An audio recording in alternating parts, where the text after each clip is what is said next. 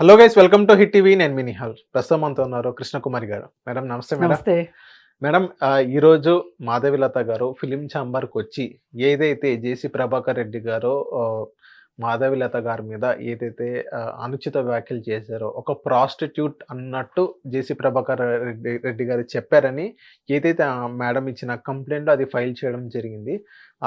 Complaint letter అనేది శివబాలాజీ గారికి ఇవ్వడం జరిగింది. శివబాలాజీ గారు మహిళా వెల్ఫేర్ కమిటీ ఉందంట వాళ్ళకి ఛాంబర్‌లో. కూర్చొని మంచు విష్ణు గారు కూడా సపోర్ట్ ఇచ్చారు. కూర్చొని చర్చించి మేము మీకు చెప్తా ఉన్నట్టుగానే సానుకూలంగా స్పందించారు అని శివబాలాజీ గారు కూడా చెప్పడం జరిగింది. మాధవిలత గారు మొత్తం ఈ స్టేట్మెంట్ జేసీ ప్రభాకర్ రెడ్డి గారి మీద కంప్లెయింట్ ఇవ్వడం మీకేమనిపించింది? నాకు అసలు లాజిక్ అర్థం కాల. ఫిలిం ఛాంబర్‌లో ఆవిడ పెట్టాల్సిన సందర్భం ఏంటి అసలు? అసలు ఫిలిం ఛాంబర్‌కిను మాధవిలతకి సంబంధం ఉండొచ్చు. కానీ మాధవిలత వ్యాఖ్యలకి, జేసీ పార్క్ మీద చేసిన వ్యాఖ్యలకను ఫిలిం ఛాంబర్‌కి ఏం సంబంధం? మాధవిలత గారు ఫిలిం ఇండస్ట్రీకి సంబంధించిన వ్యక్తి. అవును. ఇప్పుడు ఫిలిం ఇండస్ట్రీకి సంబంధించి ఈమె మీద ఫిలిం ఇండస్ట్రీ వాళ్ళు ఎవరైనా మాట్లాడినా, సినిమాల గురించి మాట్లాడుతూ మాధవిలత గురించి మాట్లాడితే అది ఫిలిం ఛాంబర్కి సంబంధం. అసలు ఫిలిం ఛాంబర్కి ఏంటి సంబంధం చెప్పండి? అసలు ఫిలిం ఛాంబర్ వాళ్ళు ఎందుకు ఎంటర్టైన్ చేశారు? అంటే జేసీ ప్రభాకర్ రెడ్డి గారు చిన్న చిన్న పొట్టి బట్టలు వేసుకుంటారు, సినిమా గురించి ఒక ప్రాస్టిట్యూట్ లా మాట్లాడారని మాధవిలత గారు అంటున్నారు. ఇప్పుడు సినిమా వాళ్ళు సినిమాలను ఉద్దేశించి సినిమాల వాళ్ళు అని కానీ ఆయన మాట్లాడి ఉంటే అది వేరే విషయం. ఆయన మాట్లాడింది ఏంటి? అసలు సినిమాలకి ఏమాత్రం సంబంధం లేని విషయాల్లో నువ్వు మాట్లాడావు. నువ్వు మాట్లాడినప్పుడు నిన్ను వేరే వాళ్ళు నిన్ను అన్నారు, నువ్వు అన్నావు, వాళ్ళు నిన్ను అన్నారు. కాకపోతే నువ్వు ఒక పద్ధతిలో మాట్లాడావో, వాళ్ళు ఇంకొక పద్ధతిలో మాట్లాడారు. ఇప్పుడు నువ్వు చేయాల్సింది ఏంటంటే ఉమెన్ కమిషన్ దగ్గరికి వెళ్ళి ఉమెన్ కమిషన్లో కంప్లైంట్ ఇచ్చుకోవాలి. ఫిల్మ్ ఛాంబర్కి ఏంటి సంబంధం? అక్కడ కూడా కంప్లైంట్ ఇచ్చాను, మళ్ళీ ఇక్కడ కూడా ఈవెందో ఇచ్చుకోవచ్చు. ఆయన ఏమన్నా సినిమాల్లో చేసేవాళ్ళు ఇలా మాట్లాడతారు అని గనక ఆయన మాట్లాడి ఉంటే అనుకోవచ్చు. అసలు ఫస్ట్ నువ్వు దుమ్మెత్తిపోసింది ఎక్కడా అంటే జేసీ పార్క్లో గంజాయి డ్రగ్స్ ఉంటాయి అని మాట్లాడటం. ఒక మహిళ అయ్యుండి ఈమె నేను మహిళను అని మొత్తుకుంటుంది కదా. ఈమెను మేము మహిళగానే గుర్తిస్తున్నాం. నేను కాదు, మహిళ కాదు అని నేనేం అనట్లే.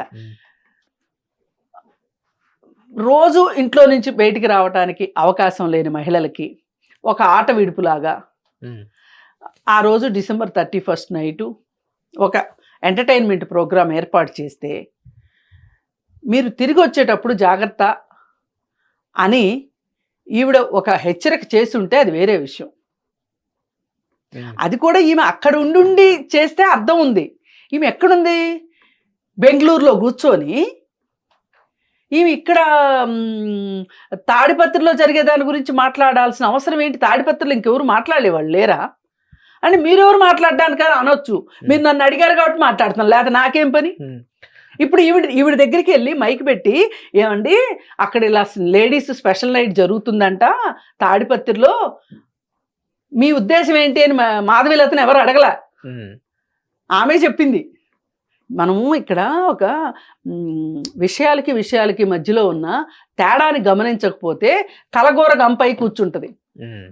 ఇక్కడ విషయం ఏంటి? అక్కడ జరిగింది. అయితే ఇక్కడ వీళ్ళ బాధ ఏంటి అంటే ఈమె నేను బీజేపీ అని చెప్పి ఈవిడ ఎగురుతా ఉంది. అయితే ఇవాళ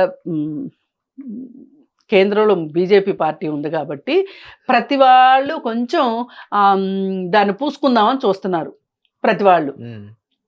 ఇక్కడ ఒక మాధవిలత ఉండేది హైదరాబాద్లో.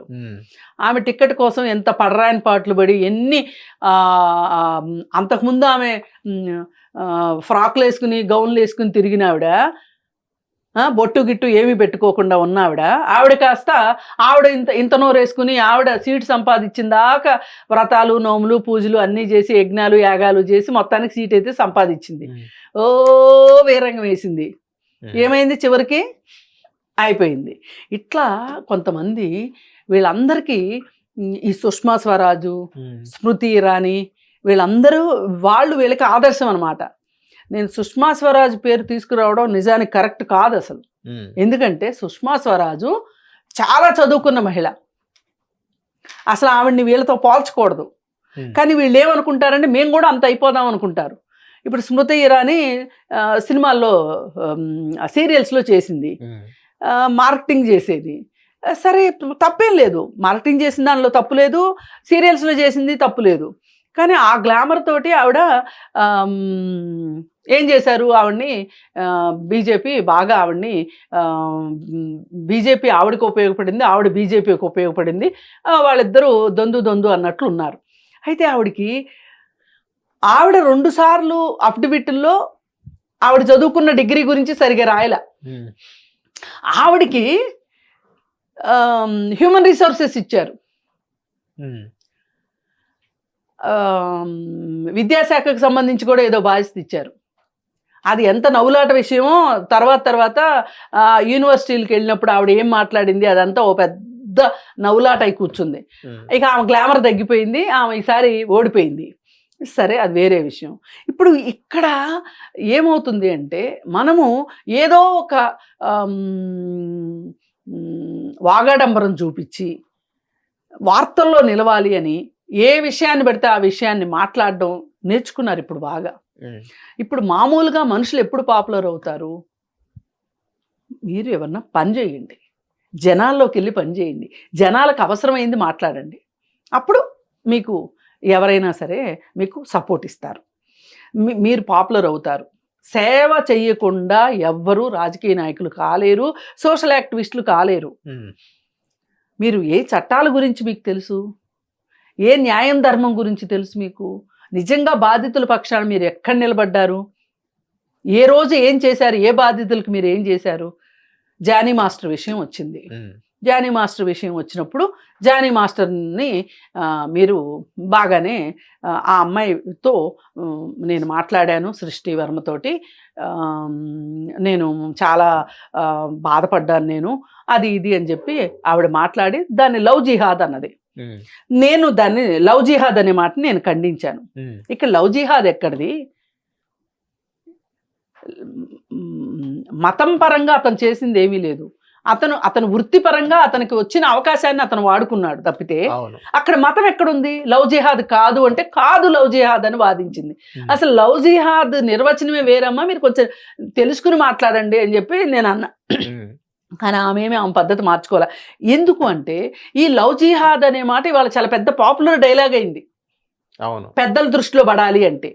ఇప్పుడు అక్కడ కూడా ఆ లేడీసు, తాడిపత్రిలో లేడీసు ఎక్కువ వచ్చింది ముస్లిమ్స్, అక్కడ ఎక్కువ ముస్లిమ్స్ ఉంటారు.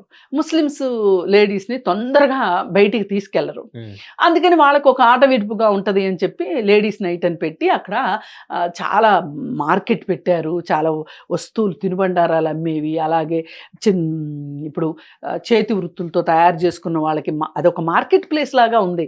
చక్కగా తినేవాళ్ళు తింటా ఉన్నారు, నేను ఆ వీడియోస్ అన్నీ చూశాను, కొనుక్కునే వాళ్ళు కొనుక్కున్నారు.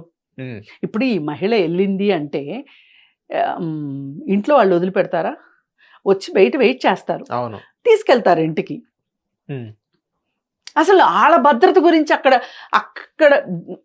జేసీ ప్రభాకర్ రెడ్డి కోపం వచ్చింది ఎక్కడ అంటే, జేసీ పార్క్లో గంజాయి ఉంటుంది, డ్రగ్స్ ఉంటాయి అని నువ్వు అనిన దానికి అతనికి కోపం వచ్చింది. అక్కడ మాధవిలత గారు ఏమన్నారంటే, ఏదైతే అక్కడికి వచ్చారో మహిళలు న్యూ ఇయర్ సెలబ్రేషన్ లో పాల్గొన్నారు, బాగానే ఉంది, రిటర్న్ వెళ్ళేటప్పుడు జాగ్రత్త, అక్కడ ఆ రోడ్ లో దారి మధ్యలో ఏదైనా గంజాయి బ్యాచ్ ఏమైనా ఉంటారేమో జాగ్రత్త అన్నట్టుగానే మాధవిలత గారు చెప్పడం జరిగింది అన్నట్టుగానే చెప్పారు.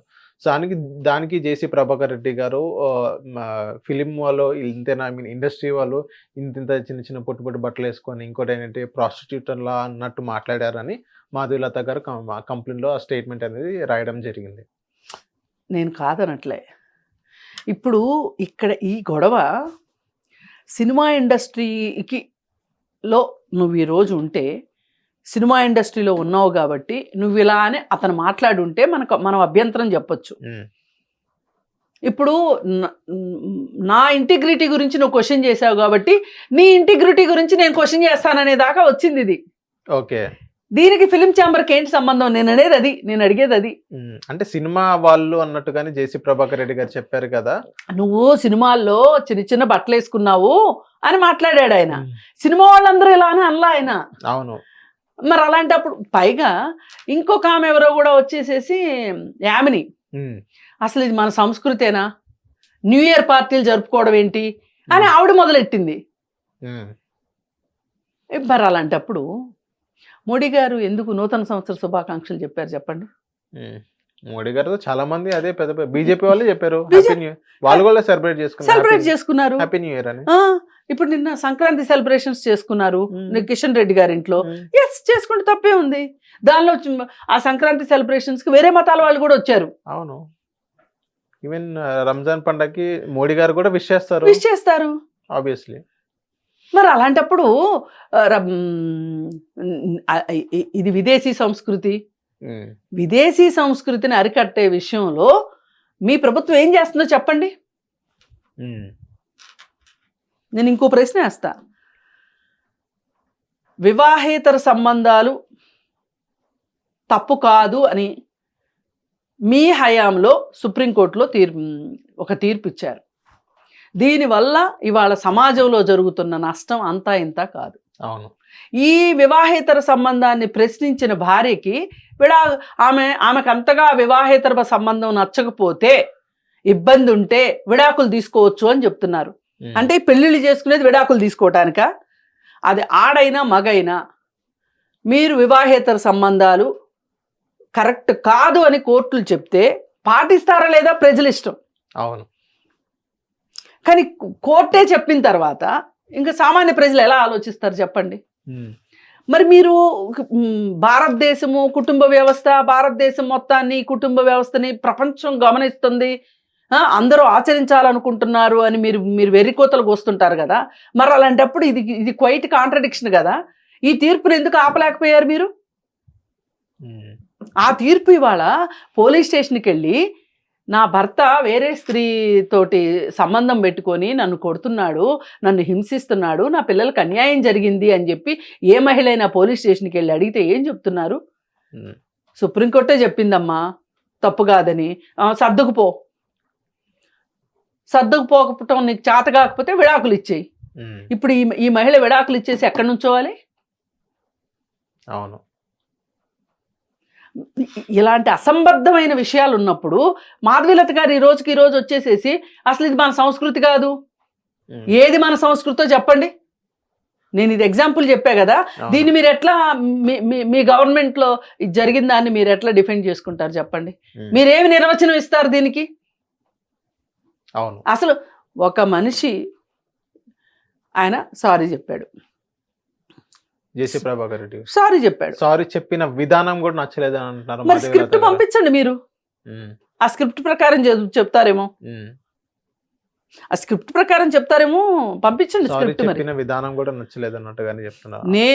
నేను ఆలోచిస్తున్నది ఏంటంటే వీళ్ళు ఎందుకు ఇంత ఆవేశపడిపోయి, ఇప్పుడు ఎక్కడ దాకా ఎందుకండి, మన హైదరాబాద్ ఎగ్జిబిషన్ ఉందా, లేడీస్ స్పెషల్ అని ఒక రోజు ఉంటుంది తెలుసా మీకు? అది ఆ రోజు పురుషులు లోపలికి రానివ్వరు, ఓన్లీ లేడీసే. మరి వాళ్ళ భద్రత సంగతి ఏంటి చెప్పండి ఇట్లా అనుకుంటే? అవును. అందుకని ఒక స్పెషల్ పెట్టినందుకు గాను వీళ్ళు అక్కడికి ఎక్కువ ముస్లిం మహిళలు వస్తుండటం వల్ల దాన్ని దృష్టిలో పెట్టుకుని మాట్లాడిన మాటలే తప్పితే వేరే ఏమీ కాదు.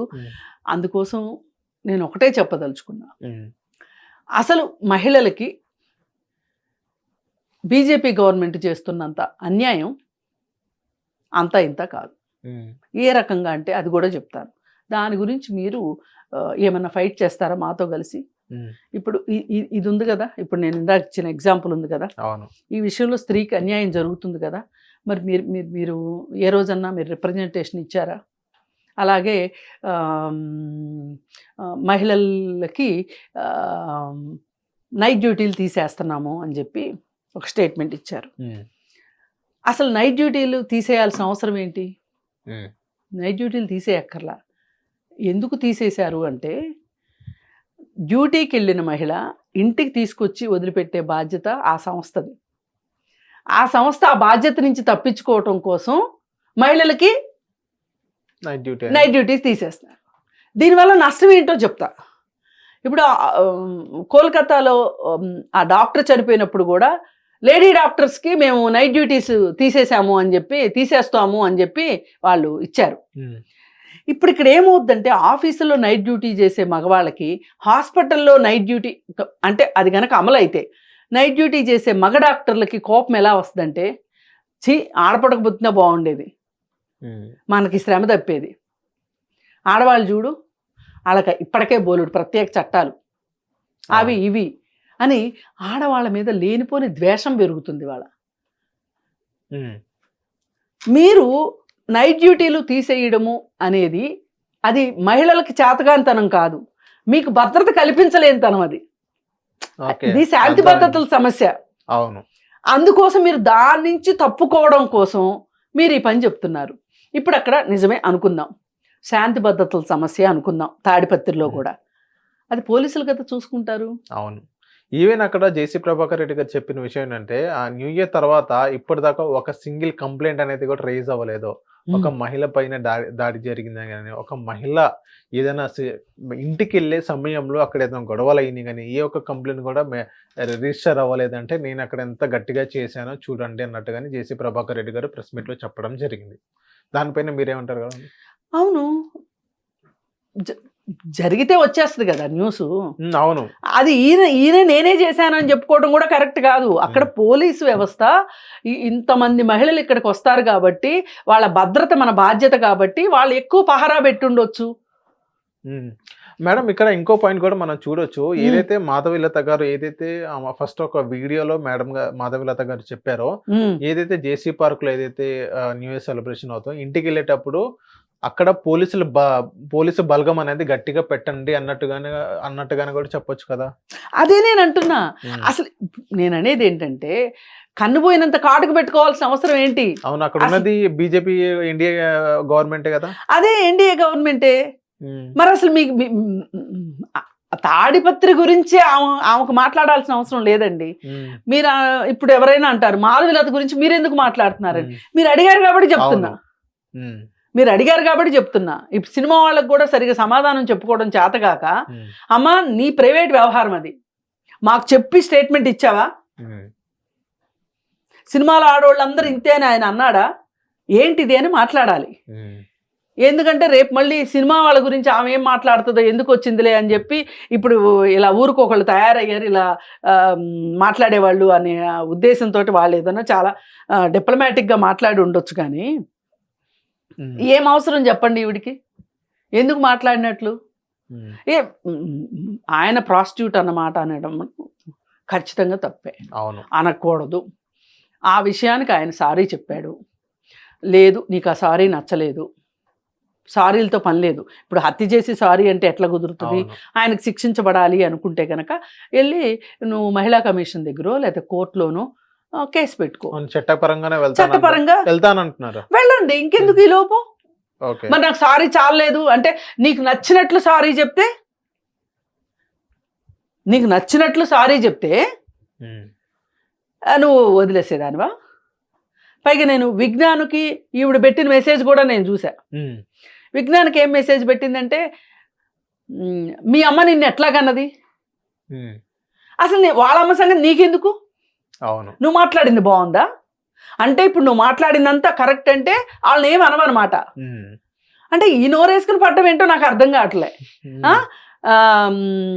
అసలు నువ్వెవరో నాకు తెలీదు కానీ నా గురించి మాట్లాడావు. నీకు తెలుసా జేసీ ప్రభాకర్ రెడ్డి గురించి? నువ్వెందుకు మాట్లాడావు జేసీ పార్క్ లో ఏముంది అని? అవును, నీ ఆస్తులని రాయించుకుంటా. ఎవరన్నారు ఈ మాట? దాసరి విజ్ఞాన్ని రాయించుకుంటుందంట. మీ అమ్మ నిన్ను ఎట్లాగన్నదో, నా అభ్యంతరం ఆస్తులు రాయించుకున్నా నాకు పర్వాలేదు, అది వాళ్ళిద్దరు వ్యవహారం. అసలు ఒక మహిళను నువ్వు ఎందుకు తీసుకొచ్చావు? అసలు ఆ మహిళ ఏం చేసింది? అవును, దాసరి విజ్ఞాన్ తల్లికి ఈ విషయంలో సంబంధం ఏంటి? ఇప్పుడు ఆవిడ వేస్తుంది కేసు. నిన్ను ఎట్లాగన్నదో అంటే నువ్వు మీ అమ్మ నాన్నకు నువ్వెట్లా పుట్టావో ఆయన కూడా వాళ్ళ అమ్మ నాన్నకు అట్లాగే పుట్టాడు. ఎవరైనా అంతే కదా. ఇప్పుడు రోడ్డు మీద అడుక్కు తినేవాడైనా అలాగే పుడతాడు, అంబానీ కొడుకైనా అట్లాగే పుడతాడు. ఇది స్పెషల్ గా మాట్లాడుకోవాల్సిన అవసరం లేదు. మేడం ఇక్కడ మనం మాట్లాడుకోవాల్సింది ఏంటంటే మాధవీలత గారు ఇప్పుడు మీరు చెప్పారు ఒక చిన్న ఒక మిస్కమ్యూనికేషన్ మిస్అండర్స్టాండింగ్ చీచి చంద్ర ఇప్పుడు ఫిలిం ఛాంబర్ దాకా కేసు అనేది ఫైల్ అవడం జరిగింది. సో ఇక్కడ ఏదైనా మాధవీలత గారు బీజేపీలో ఏదైనా సీట్ కోసం కానీ ఏదైనా పదవి కోసం ఐ మీన్ ఒక చైర్మన్ పదవి కానీ వేరే పదవి కోసం కానీ ఇలాంటి స్టంట్స్ చేస్తున్నారు అన్నట్టుగానే క్వశ్చన్ ఆ క్వశ్చన్ రైజ్ అవ్వచ్చా? ఇప్పుడు అధికారంలో ఉన్న అంటే ఏదన్నా సిచ్యువేషన్ మీడియాలో ఖచ్చితంగా అధికార పార్టీ తోటి వాళ్ళ ప్రాపకం కోసం ఇలా చేసే జిమ్మిక్కులు చేసే రాజకీయ నాయకులను చాలా మందిని చూసాం. ఇప్పుడు నేను హైదరాబాద్ ఎగ్జాంపుల్ చెప్పింది అందుకే, మాధవీలత ఎగ్జాంపుల్. అంతకుముందంతా ఆవిడ ఎలా ఉంది, ఆవిడ వ్యవహార శైలి ఎలా ఉంది, ఆవిడ వేషభాషలు ఎలా ఉన్నాయి, ఆవిడ తీరుతెన్నులు ఎలా ఉన్నాయి, సీటు కావాలి అనుకున్నప్పుడు ఇమ్మీడియట్గా ఆవిడ నూలు చీరలోకి మారిపోయి 6 గజాలు చీర కట్టుకొని ఓ చిన్న పాక వేసుకొని ఆ పాకలో ఒక ఆవును పెట్టి అక్కడికి మీడియాని అందరినీ పిలిపించుకొని ఇంటర్వ్యూలు ఇప్పించుకొని మొత్తానికి ఎట్లయితే ముస్లిమ్స్ని ఇష్టం వచ్చినట్టు తిట్టి నేను వస్తున్నా రండి, ఎవరు వస్తారో రండి, దమ్ముంటే రండి, ధైర్యం ఉంటే రండి అని చెప్పి ఆవిడ సవాళ్ళు విసిరి ఎంత హంగామా చేసిందో చూసాం. మొత్తానికి ఎట్లయితే సీటు అయితే సంపాదించుకుంది. సీటు సంపాదించుకుంది కదా, మరి ఇప్పుడు అయిపోయింది, ఎలక్షన్ అయిపోయింది, అయితే మటుకు జనాల్లో పనిచేయకూడదా? ఇప్పుడు ఇది అడ్రస్ ఏది అసలు? ఆ దొంగ అఘోరి వచ్చినప్పుడు అసలు అఘోరి అనకూడదు, ట్రాన్స్జెండర్ అనాలి. ఆ విషయం వచ్చినప్పుడు వచ్చింది. ఎలక్షన్ తర్వాత ఆ విషయానికి మధ్యలో హైదరాబాద్లో ఏమీ జరగలేదా? ఏది అడ్రస్ ఏది? ఇప్పుడు పురంధరేశ్వర గారిని కూడా ఒక స్టేట్మెంట్ ఏమి ఇచ్చారంటే ఈ విషయంలో, నీ ఫైట్ నువ్వు చేసుకో, ఎందుకంటే ఆమె బీజేపీ పార్టీ తరఫున మాట్లాడితే ఆవిడ బీజేపీ పార్టీని క్వశ్చన్ చేసే అవకాశం ఉంటుంది, డిఫెన్స్ లో పడిపోయే అవకాశం ఉంటుంది. ఎందుకంటే కూటమిలో ఉన్నారు కాబట్టి వాళ్ళు అసలు ఏదైనా ఇప్పుడు బీజేపీ పార్టీకి ఈ వ్యాఖ్యలతో సంబంధం లేదు, అసలు సినిమా ఇండస్ట్రీకి సంబంధం లేదు, కేవలం మాధవీలత వ్యక్తిగతమైన వ్యాఖ్యలు ఇవన్నీ. ఇప్పుడు ఈవిడ వీళ్ళందరిని ఏమైనా అడిగిందా, నేను ఇలాంటి స్టేట్మెంట్ ఇవ్వాలనుకుంటున్నాను, ఏమన్నా ప్రాబ్లం అవుతుందా అని? మరి ఎవరికి సంబంధం? జేసీ ప్రభాకర్ రెడ్డి గారికి ఇద్దరు సంబంధం ఉందా? వాళ్ళిద్దరికి కూడా సంబంధం లేదు. ఈమె సొంతగా ఒక పాపులారిటీ కోసం చేసుకున్న మాట ఇది తప్పితే వేరే ఏమీ లేదు.